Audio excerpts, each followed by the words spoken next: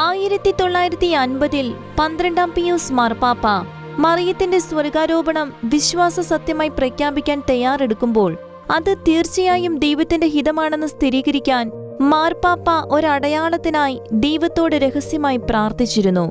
മാർപ്പാപ്പയുടെ പ്രാർത്ഥനയ്ക്ക് സ്വർഗം ഉത്തരം നൽകാൻ തിരഞ്ഞെടുത്തത് ഗില്ലസ് ബൗഹോർസ് എന്ന കൊച്ചു ബാലനെയായിരുന്നു. 1950 മെയ് 1 12 പിയൂസ് മാർപ്പാപ്പയും ഗില്ലസും തമ്മിൽ കൂടിക്കാഴ്ച നടന്നത്.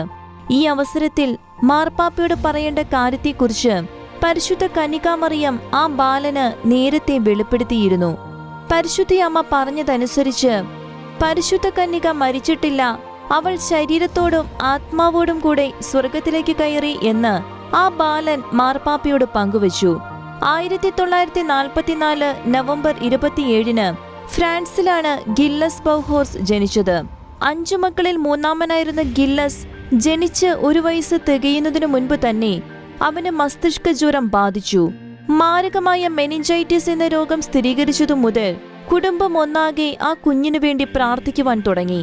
അങ്ങനെ വിശുദ്ധ കൊച്ചുത്രേസ്യയുടെ മധ്യസ്ഥതയാൽ കുഞ്ഞു ഗില്ലസ് 9 മാസം പ്രായമുള്ളപ്പോൾ സുഖം പ്രാപിച്ചു.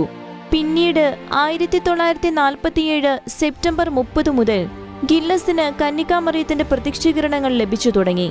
അങ്ങനെ 1948 ഡിസംബർ 13 ലഭിച്ച മറ്റൊരു ദർശനത്തിന് ശേഷമാണ് തനിക്ക് മാർപ്പാപ്പയോട് പറയാനുള്ള ഒരു രഹസ്യമുണ്ടെന്ന് ഗില്ലസ് പിതാവിനോട് പറഞ്ഞത്.